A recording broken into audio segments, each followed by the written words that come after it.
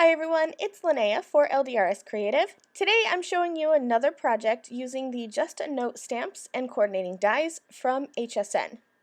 I've done a more simple card with these stamps and dies, and I wanted to show you how you can take a handmade bold background and mix in all of the fruits from this stamp set to create a fun little fruit salad themed card.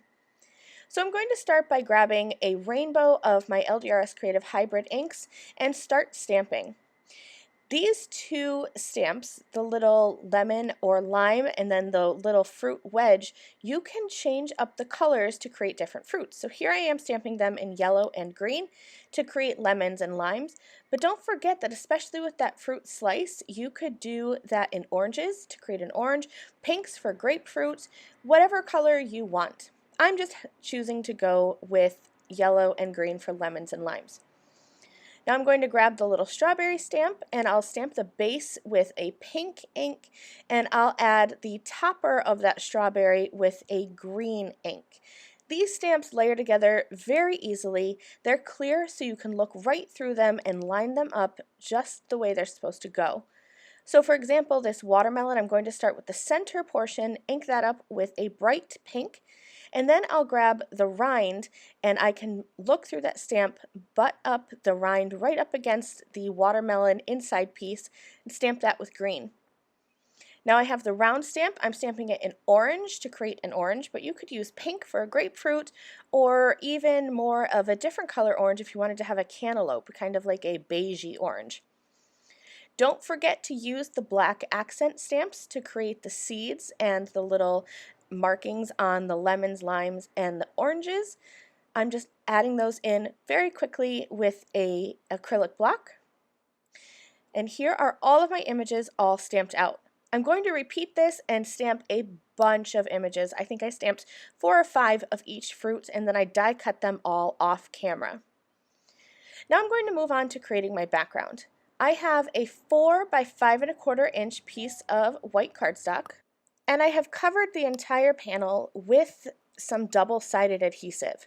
This is an optional step, it's just one that I like to do because it makes adding my little strips a whole lot easier. But if you want, you can add adhesive, either liquid or tape runner adhesive, to the back side of each of these strips and lay them across your card. You could definitely create a horizontal pattern, but whenever I'm creating a paper stripped background, I tend to go diagonally. That way I don't have to worry if anything is perfectly straight. All I did was peel back part of that adhesive backer. I laid down one of my strips. The black ones are 1/2 inch strips and the white ones are 1/4 inch strips. And I'm just going to start adding them onto my card, and I'm butting them up right next to each other. And I'm just alternating colors. I have one black strip and then a white one and then black and white going back and forth. I do have 2 different sizes like I mentioned, but if you wanted to, you could just use your paper trimmer and cut the same size strip, but I happen to like the look of having 2 different widths. I think it gives your eye a little something extra to look at. I'm going to continue on adding these strips to my background off camera until I have the panel full of these stripes.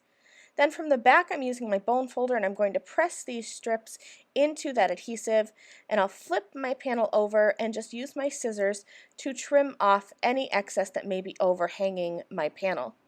You could use a paper trimmer for this, but I find it's just as easy to grab a pair of scissors and just quickly use the corner, or the edge rather, of my cardstock as a guide and just cut off all those extra pieces.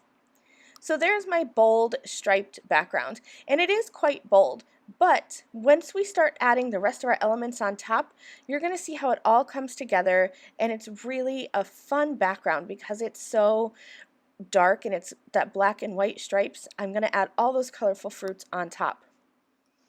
Now I did want to have a sentiment, so I grabbed my Just a Note dies and I took the largest circle die that has that scalloped outline and I placed the sentiment circle on the inside, taped those in place, and now I have the Just a Note sentiment cut into the center of that scallop. I also took just the scallop die without that sentiment inside and cut it from black. So now I have a backer, and I glued those 2 pieces together so that I could easily read that Just a Note sentiment. That's going to go right in the center of my background panel.